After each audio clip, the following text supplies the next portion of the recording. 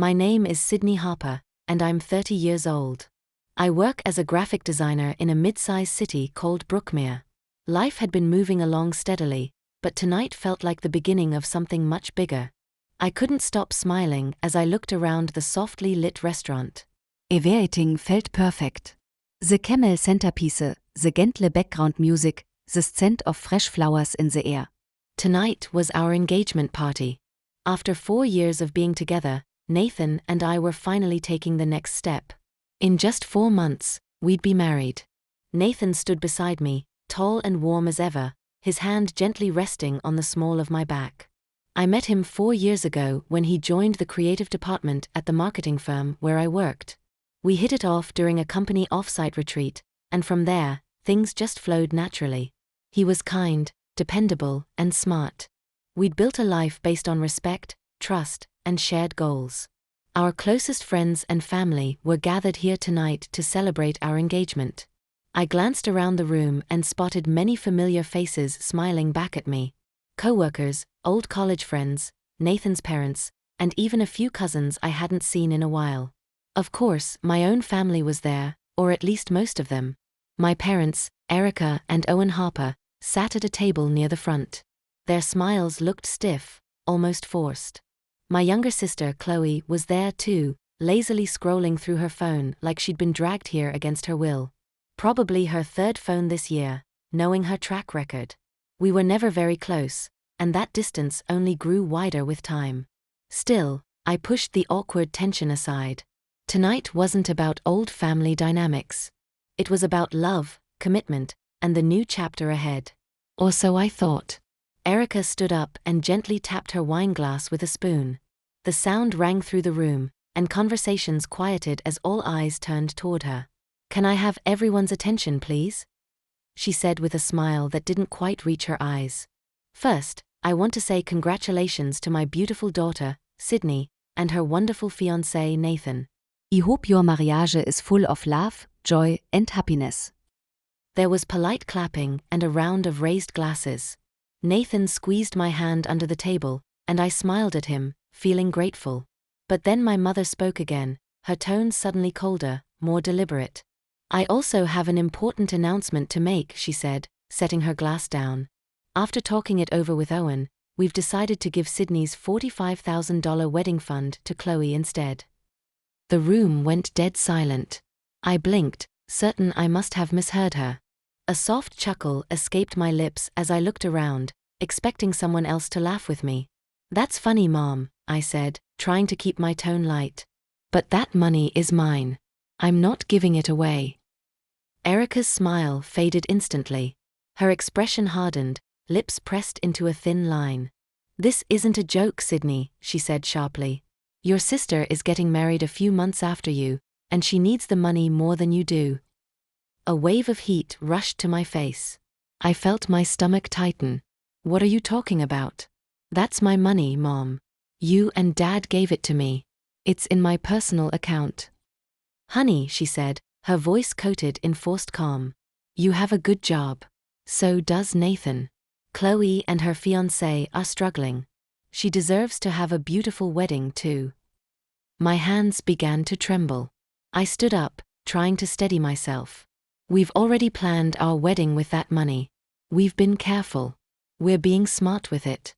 We even want to use part of it for a down payment on a home." "You can't just take it away." Chloe suddenly shoved her chair back and jumped to her feet, nearly knocking over her drink. "Don't be so selfish, Sydney," she snapped. "You could have offered to share it a long time ago. You know I need it more than you do." I turned toward her, jaw clenched. "This isn't about need, Chloe. It's about what's right. I planned ahead. You blew through your own fund, and now you expect me to just hand mine over." "She lives simply," my mother barked. "She doesn't have much, and her fiancé is doing the best he can. You've always had more." "I've always worked harder," I shot back, folding my arms across my chest. "I follow the rules. I saved. I planned. I don't care who you spin it, I'm not giving you my money." Erica's face flushed crimson. The tension in the room became unbearable. Nathan placed a hand gently on my arm, trying to calm me, but I wouldn't back down. Then, in a moment that felt like it stretched into forever, my mother stepped forward and slapped me hard across the face. The sound echoed through the restaurant like a whip crack. My head snapped to the side. My cheek stung, and my eyes welled up immediately, not just from the pain but from the shock. The room went completely silent. No one moved. Even Chloe looked stunned.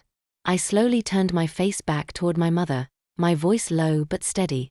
"You don't get to hit me just because I said no." A sharp intake of breath came from someone at a nearby table. Then I heard it. The soft voice of a waiter near the bar speaking into a phone. "Yes, hello. I need to report an assault. It happened just now at Alden's Bistro." Within minutes, the sound of sirens could be heard approaching the restaurant. The guests remained hushed, many of them stealing glances toward me while others stared awkwardly at their plates, unsure how to react. I stood silently, still absorbing the shock of what had just happened. My cheek throbbed, but it was the emotional sting that hit harder. Nathan stood beside me, his jaw tense, while my father silently pulled Erica aside, trying to calm her down. Moments later, 2 uniformed officers entered the restaurant. One of them approached our table and asked if I was the one who had been assaulted. I nodded quietly, confirming what had happened. A nearby waiter stepped forward and provided his account of the slap, explaining how Erica had struck me in full view of the guests. Erica tried to defend herself, insisting it was just a family matter, but the officer calmly informed her that public assault, regardless of relationship, was a criminal offense. The officers asked me if I wanted to press charges. My heart pounded in my chest, but my voice came out steady. "Yes, I do." They placed Erica under arrest right there in the restaurant. As the officers led her out in handcuffs, I noticed Chloe staring at me in disbelief, like I was the villain for simply standing up for myself. My father followed them out in silence. The room remained frozen, guests unsure of whether to clap, cry, or leave. Nathan held my hand the entire time, never once letting go. Later that night, after speaking with my lawyer, I officially filed a report and pursued criminal charges. Erica was released on bail the next day, but the legal process had begun. A few weeks later, we were back in court. This time, not over the money, but over the slap. Erica stood in front of the judge, who reviewed the witness statements and security footage from the restaurant. The evidence was undeniable. She was found guilty of misdemeanor assault and sentenced to a $2,000 fine, mandatory anger management counseling, and 6 months of probation. She was lucky the judge gave her the option of a 30-day suspended jail sentence instead of actual time behind bars. I sat in the courtroom, watching her avoid eye contact with me. When the judge asked if I had anything to say, I stood up, met my mother's eyes, and said clearly, "I didn't expect this from my mother, but no one is above the law." After the courtroom drama faded, I thought things might calm down, but I was wrong. The slap and arrest only deepened the rift within our family. Erica didn't reach out. Chloe blocked me on evating. And my father, well, he chose silence. But the real storm was still ahead. 3 weeks after the engagement party, I came home to find a thick envelope in my mailbox, one of those that immediately tightens your stomach. It was from a law firm, Hole and Sutter Associates. Inside was a formal notice. My parents were suing me for control of the $45,000 fund, claiming that it was only meant for college expenses and that I had misused it. At first, I laughed in disbelief. The money was legally mine, set aside in a custodial account when I was 17. At 19, I received full control. My parents had told both Chloe and me that we could use our funds however we wanted once we became adults. The only difference was that I had been careful, practical, and goal-oriented. I used a portion for my public university education, covered the rest with a scholarship, and let the account grow. I always planned for my future. Chloe, on the other hand, had gone to a pricey private school, dropped out after 2.5 years, then spent the remainder of her fund launching a boutique business that failed within 7 months. She blew her savings on branding, an overpriced photo shoot, and even a launch party featuring rented influencers. When it collapsed, she had nothing left but a luxury car she impulsively bought, convinced she'd be a success. And now, because her money was gone, she and my parents wanted mine. I hired a sharp, calm, and confident attorney named Brianna Lane. After reviewing my documents, she looked at me and said, "They don't have a case. The account was gifted to you. There are no restrictions on how you use it. Any mention of a verbal agreement won't hold up in court." I nodded, relieved, but also angry. Then why go through all this? I asked. Brianna shrugged. Because some people would rather drag you down than admit they made mistakes, especially when they're protecting someone else. And just like that, I realized what I was really up against. Not just a legal case, but a lifetime of favoritism, denial, and imbalance. My mother wasn't just trying to take my money. She was trying to cover for Chloe's failure by making me pay for it. The months that followed were some of the most exhausting of my life. The legal case consumed everything. My time, my energy, even my focus at work. There were emails, filings, discovery requests, and multiple preliminary hearings. Every time I entered the courtroom and saw my parents sitting next to Chloe, all of them avoiding my gaze, it reminded me that this wasn't just a lawsuit. It was betrayal. Chloe wore smug expressions at the hearings, clearly confident that she'd somehow walk away with the money I had spent years protecting. During one particularly tense session, she took the stand and told the court that the fund had always been meant only for college. My lawyer stood and asked her plainly, "Did you use all of your fund strictly for college expenses?" Chloe hesitated. "Well, not all of it," she muttered. Brianna nodded. "In fact, you dropped out of college and used the remaining amount for your own business venture and a luxury car, didn't you?" Chloe's face tightened. "That's not relevant." But it was very relevant. Brianna continued, "So if there were supposedly strict conditions on this money, why were you allowed to use it for non-educational purposes without objection?" Chloe had no answer. I sat quietly, heart pounding but steady as the courtroom listened. It was all coming out now. My parents' favoritism. Chloe's irresponsibility. Their attempt to cover up her failures by punishing me. Outside the courtroom, Nathan remained my anchor. He came to every hearing, held my hand through every setback, and reminded me again and again that standing my ground mattered. But it wasn't easy. Between legal fees and emotional burnout, it felt like everything I had planned for my wedding was being stripped away. We had to delay parts of our planning. I lost sleep. I cried sometimes in the middle of the night, sometimes between meetings at work. But I never gave up. I knew this fight wasn't just about money. It was about being seen, about being respected, and for once, about holding my family accountable. Just when I thought things couldn't get worse, they did. I was at home reviewing a list of wedding vendors when my phone buzzed with a call from my cousin Melissa. "Sydney, I just wanted to say I'm sorry about the wedding being cancelled," she said sympathetically. My heart skipped a beat. "What are you talking about? The wedding's still on." There was a pause. "Your mom called me last week. She said you and Nathan broke up because he cheated on you." My jaw dropped. Within the next hour, I received 3 more calls from confused friends and distant relatives, all asking why the wedding had been called off. Someone had even sent fake emails designed to look like they were from me, saying the event was cancelled. I checked my email and found nothing in my sent folder, which meant someone had made a fake account to impersonate me. I was stunned. My mind immediately went to Chloe. I had no proof, but the pattern was clear. The sabotage wasn't stopping at legal claims. It had become personal. I called Aunt Mara, my mom's sister, and one of the few relatives who hadn't taken sides. "I was about to call you," she said with a sigh. "Your mother's been telling people you're lying about Nathan, that you're unstable, and that the wedding was never supposed to happen." I leaned back against the wall, exhausted. "Why is she doing this?" I asked. "Because she's protecting Chloe," Aunt Mara replied gently. "She's always protected her, even when she didn't deserve it. I love Chloe, but your mom is enabling her. And now she's dragging you through the mud to make her look better." The betrayal cut deeper than any courtroom testimony ever could. My own mother was trying to ruin my reputation to win sympathy for my sister. Nathan walked in that evening and immediately noticed my face. "What's wrong?" he asked. I showed him screenshots of the fake emails and told him what Melissa had said. He was furious but not surprised. Your sister just contacted me too, he added grimly. She said she had proof that you were cheating on me. She sent photos. I stared at him in horror.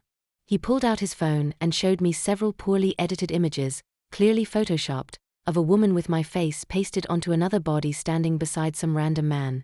It was laughably bad, but deeply upsetting. Nathan shook his head. Of course, I didn't believe it, but my parents saw them too. Your family is trying to destroy everything we're building. That's when we decided to take action. We hired professional security for the wedding and submitted photos of Erica, Owen, and Chloe, instructing that none of them were to be allowed in.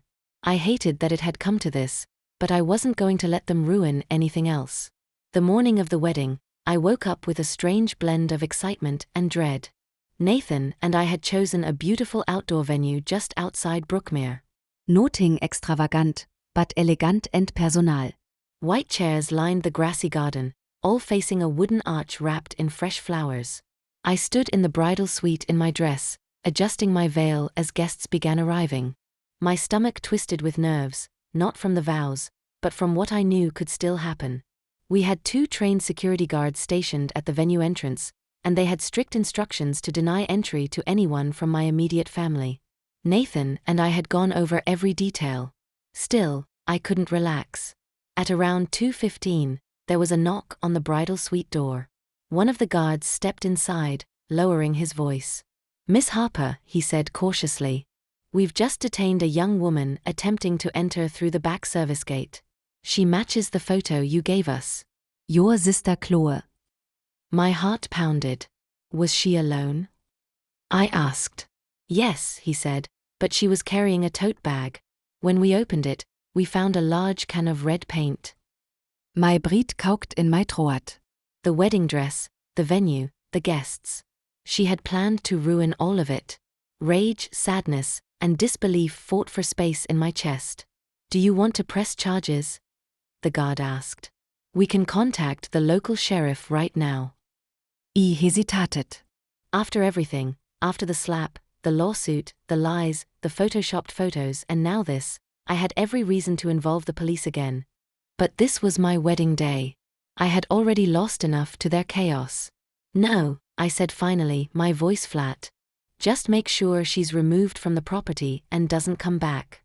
Please also check that my parents haven't tried to sneak in." He nodded and left. I sank into a nearby chair, trying to keep from crying. My best friend Isabelle knelt beside me. "What happened?" she whispered. I looked at her, my voice barely holding steady. "Chloe tried to sneak in with a can of paint. She was going to destroy everything." Isabel's eyes widened in shock, then hardened with fury. You know what? "That means you win," she said firmly. "They couldn't stop your happiness, so they tried to ruin it. But you stopped them. You stood your ground. Now go marry the man who stood by you through all of this. You deserve every bit of this day." I wiped my tears, took a deep breath, and stood up. My onkle Brian, my dad's brother, walked Emil down the aisle. As he stepped into the garden, I saw Nathan waiting under the arch, eyes locked on mine. In that moment, the rest of the world disappeared. The betrayal, the court dates, the tears, the pain. It all faded. Today was about love. Ours. The ceremony was heartfelt and beautiful. We exchanged vows that spoke of strength, loyalty, and partnership. When the officiant pronounced us husband and wife, the guests erupted into applause. For the first time in months, I felt light-free. The reception was everything we hoped it would be. There was laughter, music, and heartfelt speeches from people who had stood by us through it all. Isabel gave a toast that made me cry. Soft, proud tears, the kind that only come after you've been through a storm and found peace on the other side. Nathan and I danced, ate, and celebrated like nothing else mattered. And in truth, nothing else did. Nearly everyone commented on how beautiful the venue looked, how happy we seemed, and how the day felt full of genuine love. A few guests had heard bits of the drama, but respected our silence. One aunt leaned over during dinner and whispered, "I'm so proud of you for standing your ground." Her words stayed with me long after the cake had been cut and the final song played. As the night wound down, Nathan and I slipped away under a sky full of stars, running hand in hand through a shower of rice thrown by our friends. We climbed into the car waiting at the curb and drove off, both of us grinning like kids. I turned back for a second and looked at the glow of the venue in the distance. My sister had tried to ruin that moment, but she failed. They all had. Our honeymoon was pure bliss. 3 peaceful weeks in a quiet beach town far away from Brookmere. No courtrooms, no konfrontations, just san wafes, en man I lovet. I let myself breate. Really breathe. For the first time in what felt like forever. When we returned home, I felt ready to move forward. We focused on settling into our apartment, planning for the future, and putting the past behind us. A few weeks later, I ran into my cousin Rachel at the grocery store. After a brief hug, she asked, "Did you hear about Chloe's wedding?" I raised an eyebrow. "We're not exactly talking," I replied. "Your parents took out a loan to pay for everything," she said. "It's going to be at the Grand Garden Hotel downtown." Super lavish. They're flying in a chef from out of state. It's a whole production. I couldn't help but let out a quiet laugh. Of course, they were going all out for Chloe, even if it meant going into debt. Are you going if she invites you? Rachel asked carefully. She tried to ruin my wedding with a can of paint, I said flatly. So, no, I won't be attending. And funny enough, no invitation ever came. I later heard through family gossip that several relatives declined their invitations to Chloe's wedding out of discomfort with how I had been treated. Some were polite about it, others were vocal. Either way, the shine had started to weep off for Chloe and for my parents too. Nathan and I had used the dollar people, 000 exactly as we planned. We had our dream wedding, modest, intentional, and filled with people who loved us, and we used the rest of the money for a down payment on a lovely apartment just outside the city. With our combined incomes, the mortgage was manageable, and for the first time, we were building equity instead of burning money on rent. Our home was small, but it was ours. Built not with handouts, but with hard decisions and perseverance. Life after the wedding settled into a rhythm I hadn't known I needed. Nathan and I spent our weekends decorating our new apartment. Nothing fancy, just shelves we installed ourselves, a couch we saved up for, and walls filled with photos from our wedding and travels. One Saturday afternoon, while we were setting up the guest room, Nathan laughed as he struggled with an IKEA dresser. "Who do you think will be our first overnight guest?" he asked. I paused, screwdriver in hand. For a brief second, my mind went to my parents. Maybe in some far-off version of reality, they'd apologize. Maybe Chloe would grow up and take responsibility for what she did. But deep down, I wasn't holding my breath. "Whoever it is," I finally said, smiling softly, "there'll be someone who truly cares about us." Holidays came and went with no calls, no messages, and no invitations. At first, their absence hurt. My birthday passed quietly that year, and for the first time ever, I didn't hear my mother's voice wishing me well. But then I remembered the slap, the lawsuit, the lies, the paint, the fake photos, and the effort to destroy something pure out of jealousy. And the pain softened into clarity. Nathan occasionally asked if I thought there would ever be peace between us and my family. "Maybe one day," I said honestly, "but if it ever happens, it'll take more than an apology. It'll take change. And I don't see that coming anytime soon." Chloe's wedding eventually came and went. From what I heard, it was over the top, champagne fountains, a rented string quartet, and matching designer dresses for the bridesmaids. But several key family members skipped it, uncomfortable with how they'd watched my parents and sister treat me. Worse, the massive loan Owen and Erica had taken out became public knowledge. They'd sunk everything into that one event, trying to make a statement, trying to pretend the past year hadn't happened. But it had, and people remembered. As Nathan and I grew into our marriage, I realized something profound. Family isn't just the people who share your blood. It's the people who support your boundaries, who celebrate your wins, and who respect your peace. I had lost a lot, yes, but I had gained a home, a husband who stood by me through everything, and friends and extended relatives who saw the truth and never wavered. And most importantly, I still had myself. I didn't crumble. I didn't give in. I protected what I had built, not out of greed, but out of dignity. The $45,000 fund helped us buy a future, a home, stability. But what it really gave us was freedom. Freedom from Manipulation. Freedom from guilt. Freedom from a family that believed love was conditional on obedience. I stood up for myself, and I won. Not just in court, but in life. Thanks for watching this powerful story. If you found it moving or relatable, don't forget to like the video to show your support. Share your thoughts in the comments. We'd love to hear from you.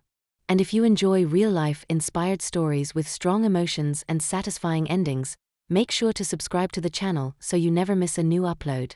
See you in the next story.